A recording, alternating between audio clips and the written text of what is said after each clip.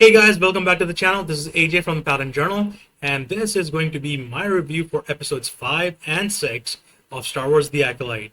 Now, for those of you who are wondering, I missed a video last week. That's because I was traveling and I forgot to take my camera with me, so it was a bit of a struggle to record anything. I tried to do it on my phone, but just didn't quite work out. And, I was just like, I'll just wait a week for it. But anyways, so here we are. We've seen episode 5, Night. We've seen episode 6, which released today. For myself, for you others, it might have been yesterday. It's called Teach and Corrupt, and it's been a really tough 2 episodes. When we ended things last with episode 4, we saw the reveal of the stranger, the one who's been massacred to May, and he just showed up in front of all these assembled Jedi, some of whom are masters, some are knights, and there's a Padawan. Osha is there, and his entry was just mind blowing. People have made so many references to other monsters over the years in cinematic history, like Dracula, like the Xenomorph, and so on and so forth. And I can say that as great as some of their iconic entries have been in their respective movies, I think this one deserves special attention and care and love because of just how it was handled. Going into this series, who could have expected an episode to have such strong horror vibes to it? And that's what episode 4 did. And when it ended, we were like, oh, now we're finally going to get a big action scene. And any expectations I had for that scene, they were completely blown away.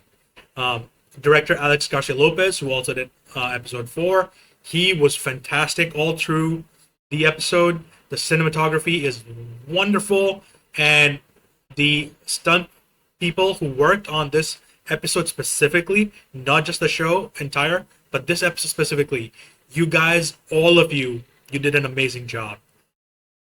There were interviews with Daphne Keane and some of the other cast members before the release of the show, and where they were all like, yeah, with this one we tried to aim for the high bar that is Duel of the Fates, that is the fight between Anakin and Obi-Wan in episode 3, and some of the other iconic fights, and our goal was to top it.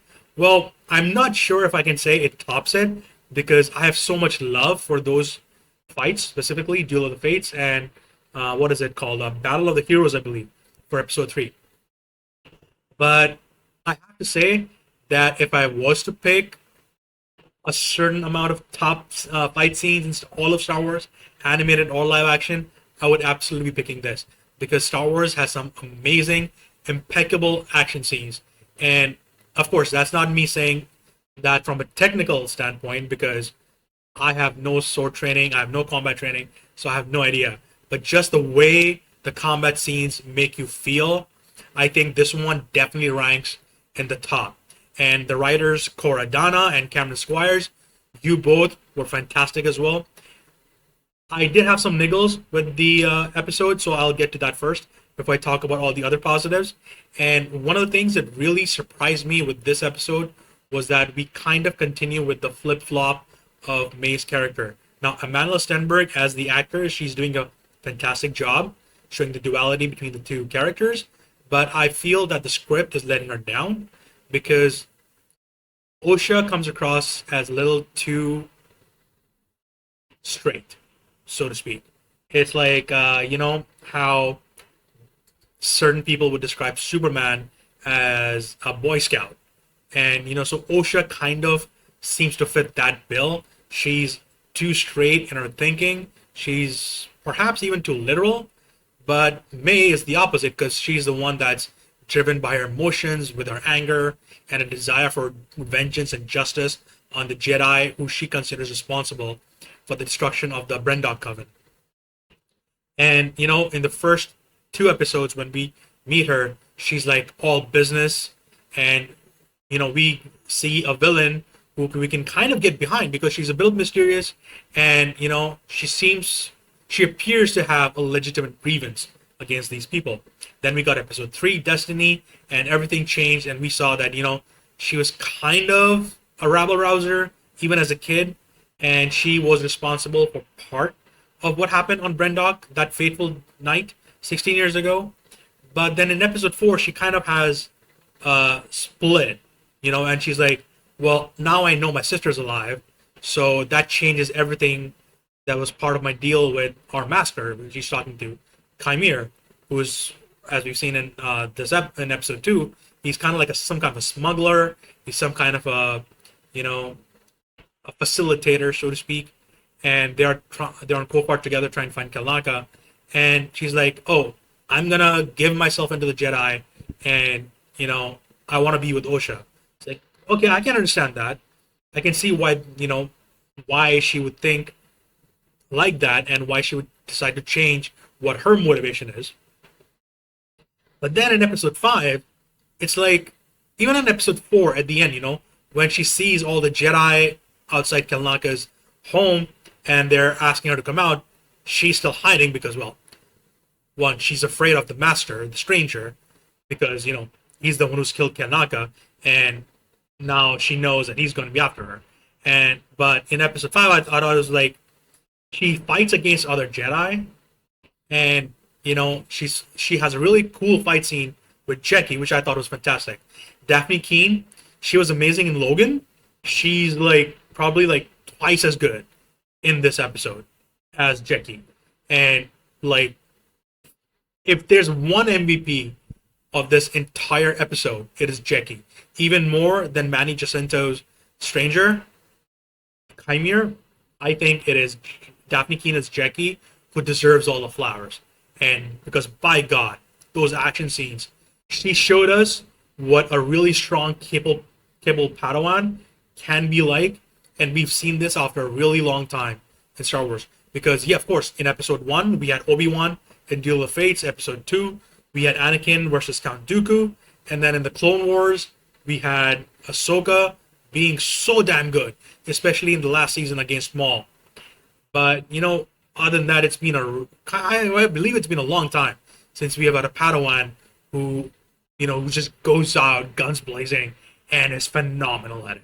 So that's that. But anyways, coming back to May, I think her character is the most inconsistent character on the show, and it's because the part of the reason, apart from just the writing not giving her enough, giving her enough motivation properly, is also because the episodes are so short.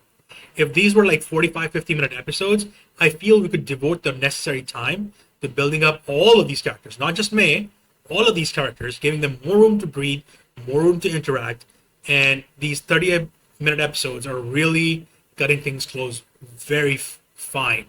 And if there's one large negative I have for the show, it's that the episodes are too short. They should be longer. I don't see any reason why they're not, especially since the show has been in development for so long.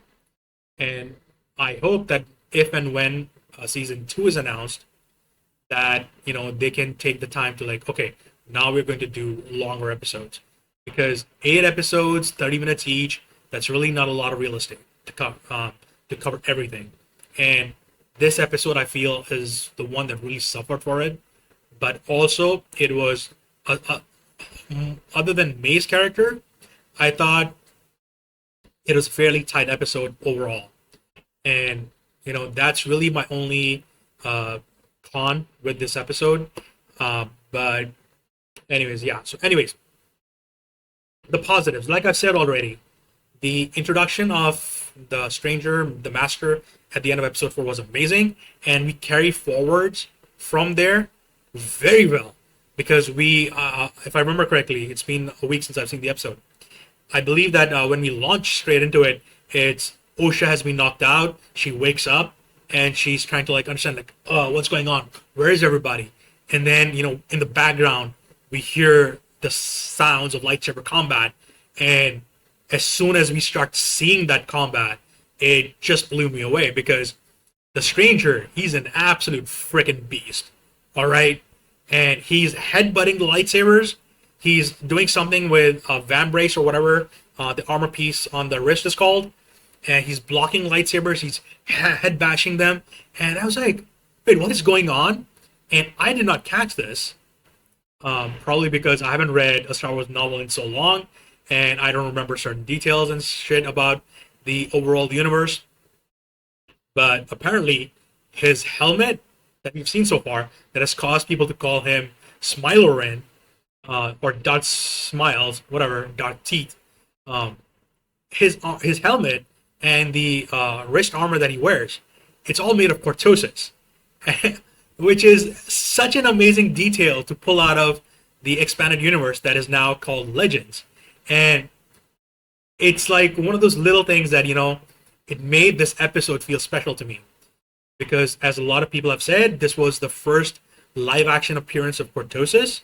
I believe it has, I don't think we've ever seen an animation. I don't think so. But my God, it added such a different dimension to lightsaber combat, because you see all these Jedi, all these masters, these knights, they have no idea what's going on.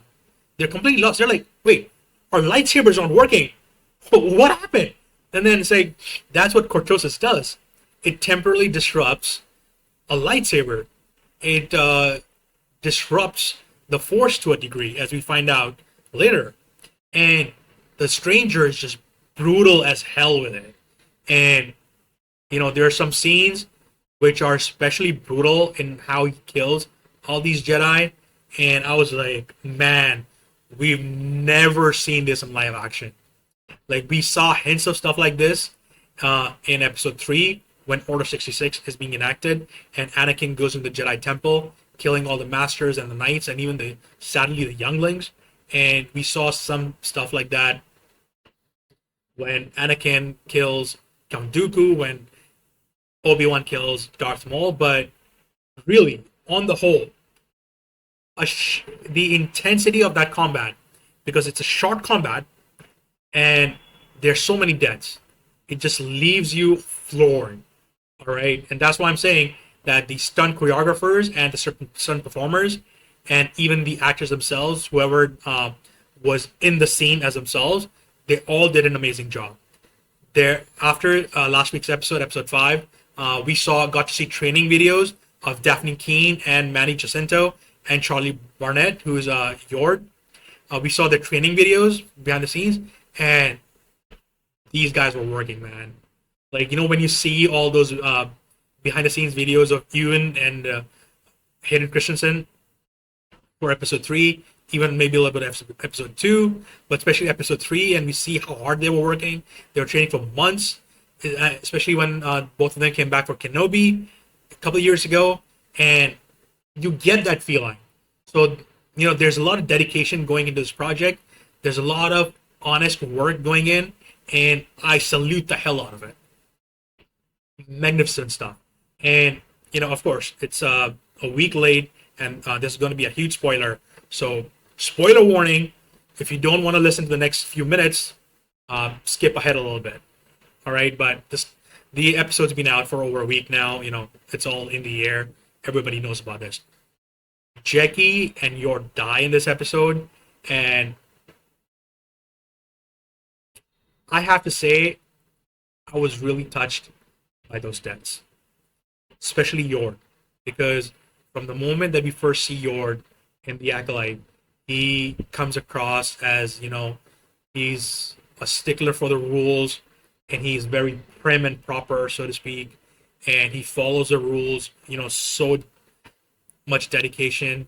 He spends episode 2 and episode 4 telling, Master Soul about, Master Soul, we need to do this way, not the way that you're doing it. And Soul's like, just trust me, Yor. So anyways, I thought, his introduction was great. We sometimes need a character like that. And episode 4, we got to see him open up a little bit when he's talking with Osha. And I thought that was really nice, deeper look into the character for those few seconds, for those few minutes that we see him. And episode 5 is where I thought that Charlie Barnett as Yor was really good, because, there's a moment where Saul tells him, Yor, take Osha to the ship, protect her, I'm giving you an order. And he's like, he doesn't want to do it, but he leaves because, He's been given an order. He is like that. So, and he's a knight. So he is accomplished. It's not like he's a goof, but he's not as much of a goof as Jackie teases him, as Osha teases him. But man, and he does hold his own against Yord for a little bit. But again, his fights with the Stranger, they do show how the Stranger is a brutal fighter, because the Yord is like, he doesn't fight by any rules. He's in your head. He's messing with you, and and you see there that those bits of dialogue, they're so expressive of how the Jedi have deteriorated over the last 1,000 years. Because the last time the Jedi Order was in jeopardy was 1,000 years ago, during the last Jedi-Sith war, which ended when Darth Bane destroyed all the major Sith Lords, and essentially the Jedi won that war. But it was all on Bane's choice, and they haven't had a serious threat to their existence since then. So we see how the lightsaber combat within the Order has deteriorated, which then makes Count Dooku, Qui-Gon Jinn, Master Windu, Yoda, and Anakin so special, because despite those systematic failings, despite those institutional failings, they still became feared duelists. Even Obi-Wan.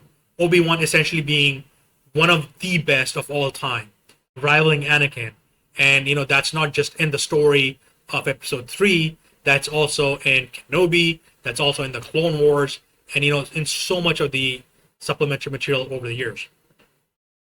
So, we see you're making that commentary, and you see that, the Jedi Order has failed in disseminating knowledge. They have begun to hoard the knowledge because none of these characters really know about a Sith. They think the Stranger is just a dark side user, that May's master is some Jedi before they see him in Episode 4. But anyways, Yord, he went out like a beast. Alright? His death was unceremonious, I would say, but he held his own, and I salute the Yord Horde. I will forever be a member of the Yord Horde from now on, and that's speaking from the heart. And then Jackie, she was, like I said, she was so amazing, and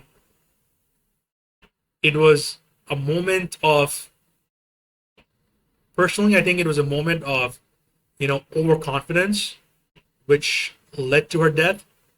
But also, because the Stranger, he's one like devious dude, and then the impact of those deaths, not on just on Soul as we see, but the way that the Stranger talks about them, and just the way it makes you feel.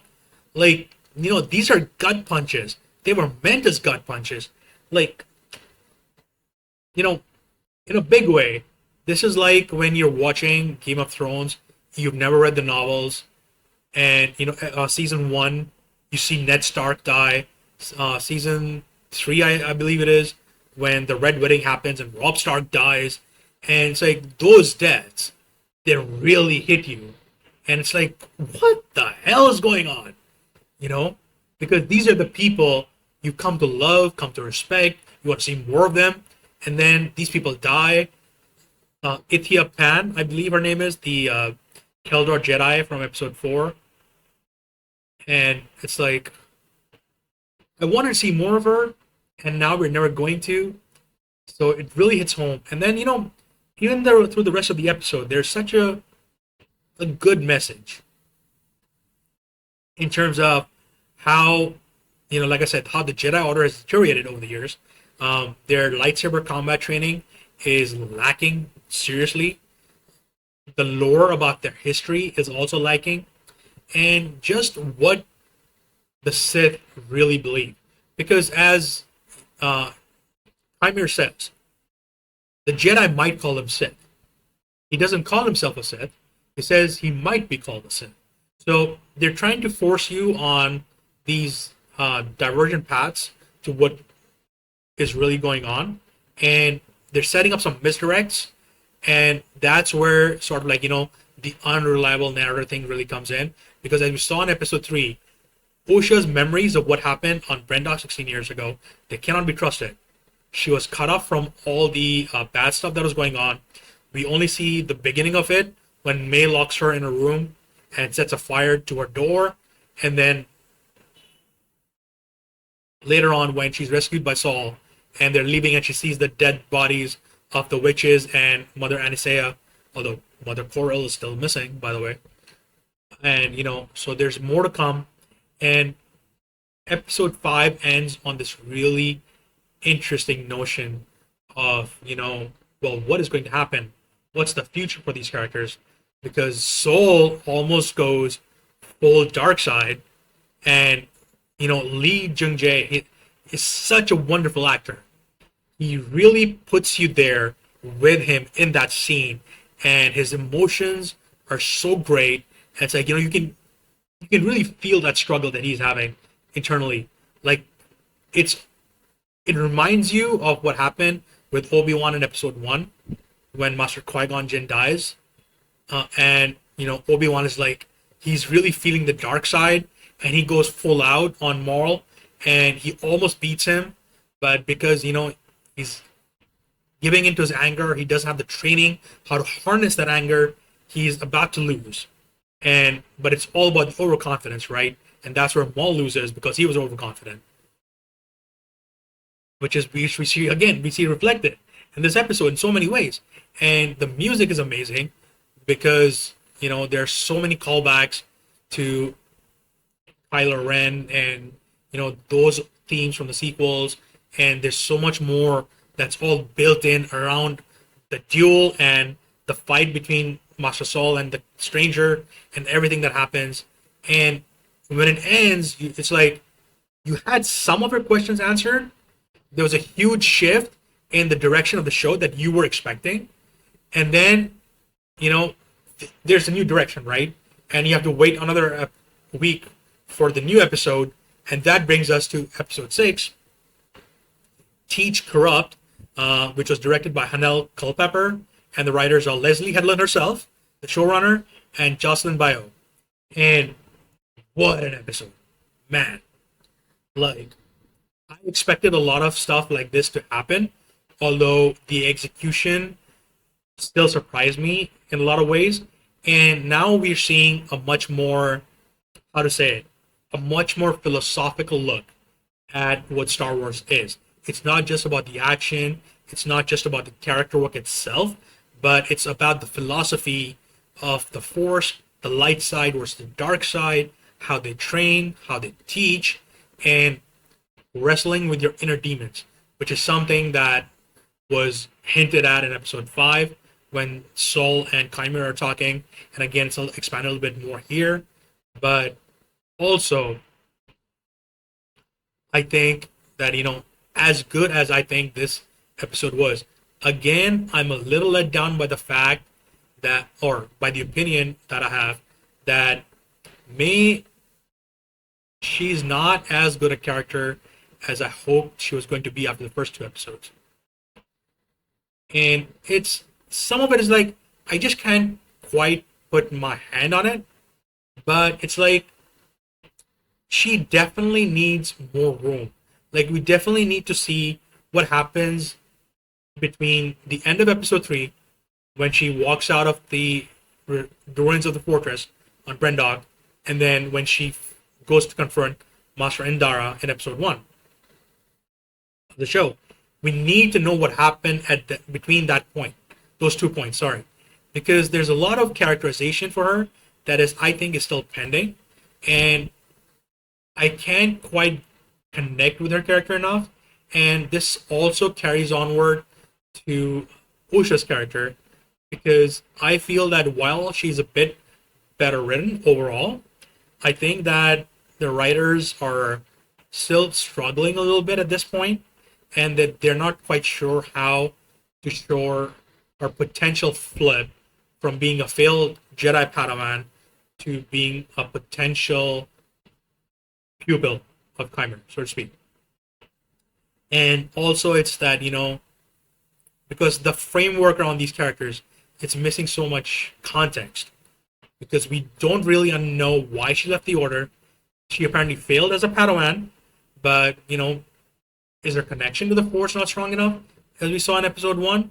Or is it something more? Was it that she just couldn't quite cut it to the standards that the Jedi Order sets for itself? That, you have to suppress your emotions, and that kind of maturity is something that is difficult for most Jedi to achieve, you know? And there's so much more that's missing. And I think that the structure of these episodes has been a little to blame for that as well. Not just that, they're short, but also because after the first 2 episodes, we got episode 3, which was an all flashback episode. Then you got 4 and 5. And I think that I would have been fine if episode 6 was a flashback episode, at least partly. But now that we know it wasn't, I think we definitely need a lot of flashbacks in episode 7, because there's only 2 more episodes to go. And there's so much story still to be communicated and so much more context. And I believe that if the episodes had been longer by like 15 to 20 minutes each, or even that we got 2 more episodes even, which all balances out that way, more or less, I think that would have been great. Gives you room to tell your story, to give everything its proper context, and make sure that your viewers have enough pieces of the puzzle that they can start to figure out where you're going. Even, if you throw them a few curveballs like we've seen so far in these episodes. But I have to say, I thought this was a really good philosophical episode. It is something that, the movies aimed for, but they kind of missed because they were too focused on what's immediately happening with the characters. And it was something that only started to be seen really with the Clone Wars animated series. And some stuff we saw in Ahsoka, some stuff we saw in Rebels, and so on and so forth. But I think this episode, on its own, it contextualizes a lot of what's different between the Sith, between the Jedi, their own philosophies, and there's so much stuff that happens. And now it's like Master Vernestra, she's definitely hiding something, and I believe that they're doing all this setup to ultimately blame some of these characters, like Osha, and blaming Saul for what happened with the team on Kofar, with like 6 Jedi dead, 7 Jedi dead, and possibly Saul is going to be a scapegoat, because there is a scene in this episode where Master Vernestra is talking to a senator, or a public senator, who's telling her about this other senator who wants to do an external audit of the order, its policies, its decisions, possibly, and whatever is going on with the order, which, it all calls back to episodes 1, 2, and 3 with what's going on with the Jedi. And, I believe I think it's in episode 3, or maybe it's in episode 2 of the movies, where it's like, I believe it's Master Windu telling Yoda and Obi-Wan that they need to figure out what's going on with the dark side, with the Sith, and they need to inform the Senate that their ability to perceive the Force is weakened, and all that stuff. So it's like this is all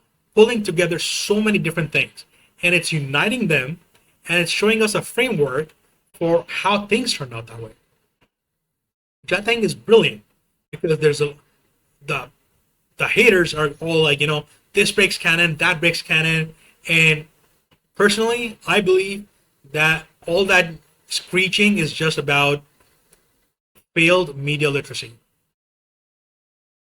People do not understand what they're watching, and they're very quick to make a judgment, and just because something doesn't align with what their own headcanon is, they just scream and scream and scream, and they spread all that screeching into the social media.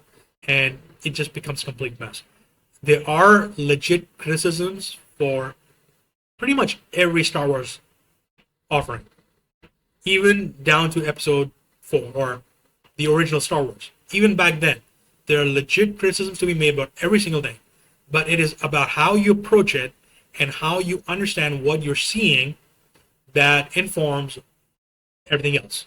And, when it comes to retcons, we've seen that George Lucas himself, he was fine with retcons. He tried to do retcons in a way that it didn't necessarily contradict the dialogue and the story he had already set in place, and he was very willing to change things, whether it was dates, characters, or whatever. But everything has a purpose, because a part of this, all of this, is that it's in the very first movie itself, in a galaxy far, far away, and that kind of gives you the impression that these are all tales that are hearing about all these characters, and that this has happened in some distant place at a distant time. So, just you have to be open to the possibilities. And that is something that I feel a lot of people are really missing out on. And this episode in particular, and episode 4, they are working to bring all of that into this greater tapestry of the story of the Skywalker saga and all of Star Wars, from the dawn of its time to the sequels. So there's some wonderful exploration of those themes, of those motifs in this episode. Apart from the May and Osha stuff, I think this was really brilliantly told. Fantastic acting, again, from Manny Jacinto and Lee Jung Jae, and Rebecca Henderson as Master Vernestra. She has some really delightful scenes. We got to see the light whip in action, and it was like, oh, yes. But, again, these episodes, they end too soon. And I want to see more of these characters. I want to see more of the story. And it's like they end right when they get started. And it's like, come on. Like, that's the reaction you have every single time. And, I hope that the creators and the actors and everyone who was involved in the project take that to heart. I've already said before, but these episodes should be longer. We have had it so good for the last 4 years now, 5 years, since we got The Mandalorian, we got The Bad Batch, we got Ahsoka, we got Kenobi, we got so much stuff that's already coming down the line. We got the Book of Boba Fett. My thoughts on that, aside, we've never had it as good as we're having it right now with Star Wars. There's so much stuff on offer, and a lot of it is really good. Most of what I've seen, I've really liked. I may have, stopped watching some stuff, like I skipped Mandalorian somewhere in the middle of its 3rd season. I just wasn't as interested with the story. I thought it was going really slow. The Bad Batch, I don't think I finished out season 1. I haven't seen some of the other stuff as well. And, there's been so much progress on all that. And there's so much more to come with the Rey movie, with the Mandalorian movie. And, there's more series that are coming down the line. And there's so much more. And, please, to everyone out there who's making Star Wars, make it longer. What we get is not enough. 30 minutes an episode is not enough. Even 45, 50 minutes is not enough, really, Please give us long seasons. Please give us long movies. People really want to see that. I know plenty of people, both in person and online, people I interact with on a very frequent basis. They all want to see more. And, this is a request, So anyways, coming back to the episode. There's so much you can sink your teeth into in this episode. Teach Corrupt. To go off on all these wild theories. And, what did Master Vernestra do? Is she hiding some big secret?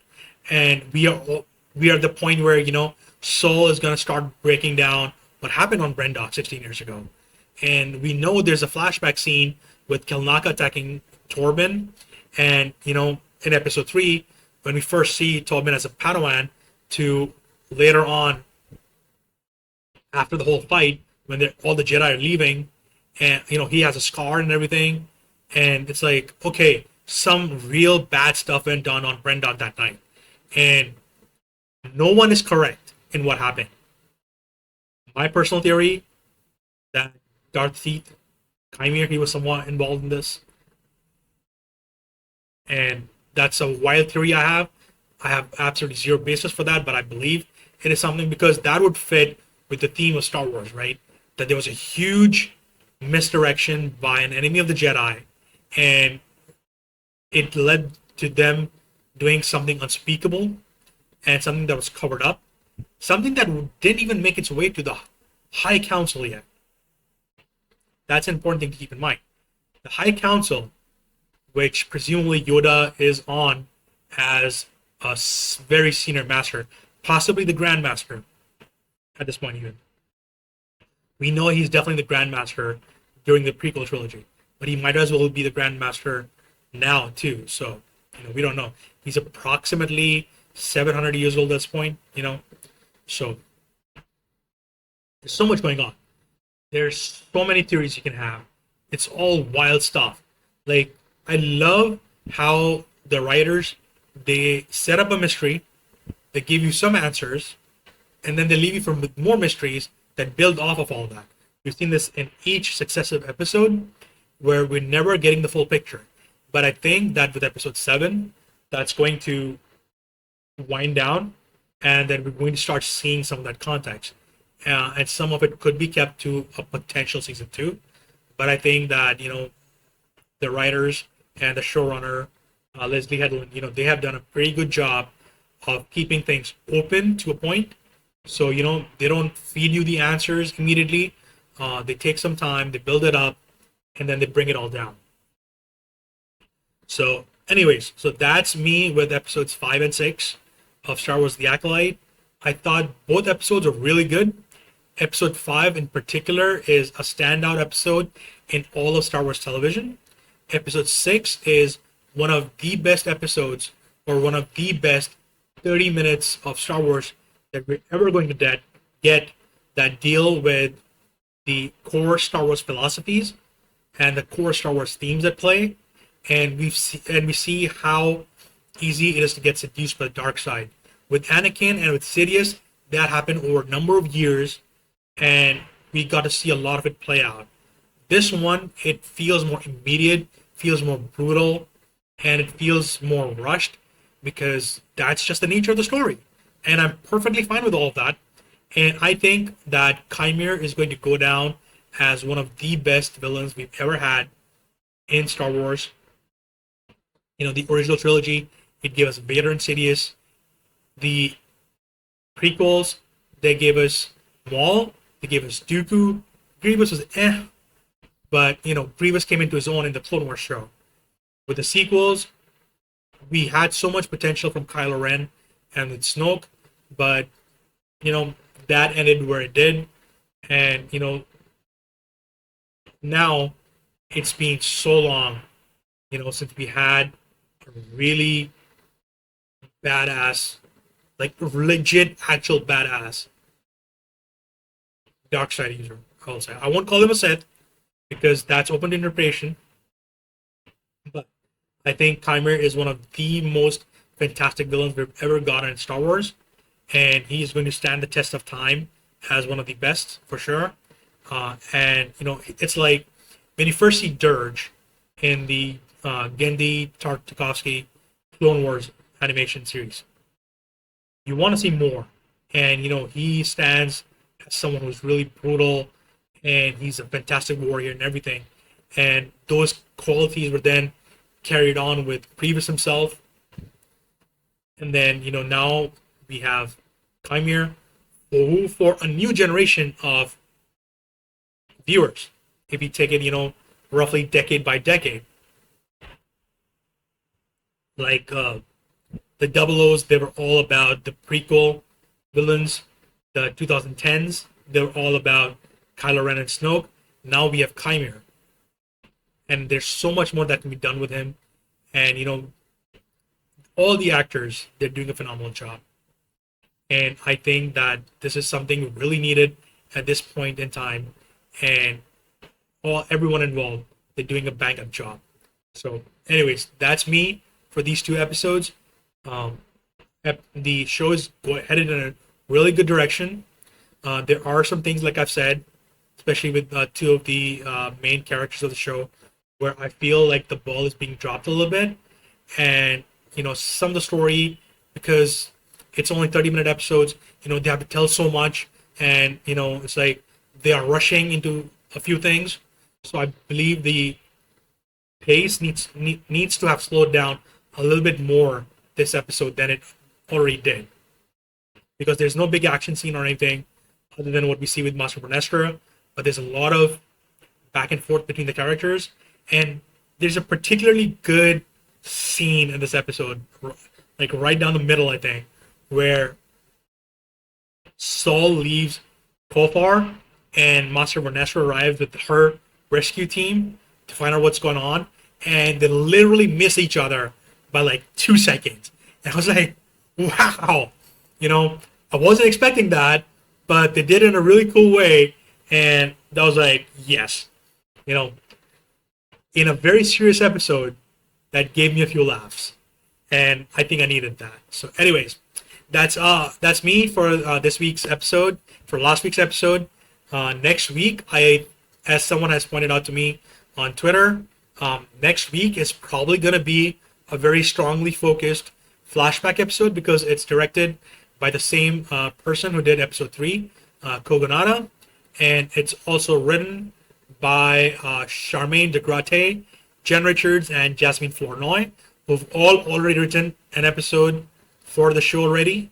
So, and oh yeah, that's something else I want to point out. Each episode is written by a mix of writers, and there's like 5 or 6 writers or however many, and they've really mixed the team for each episode.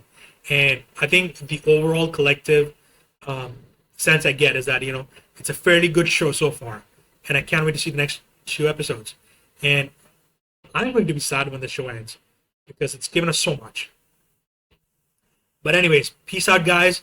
Your Horde, stay strong. Jackie Jam, stay strong. They may be dead, but not in our hearts. So remember that. So anyways, that's me. Be sure to follow my stuff on social media. I'm on Twitter, Blue Sky, Threads, Instagram, Facebook a little bit, and other places. So be sure to check that out. Everything will be in the video description, so please check that out. And give this video a thumbs up if you want. Please watch the other videos, and I'll see you soon next week for another review of Star Wars The Acolyte episode 7. And yep, that's it. Cheers, guys. Bye.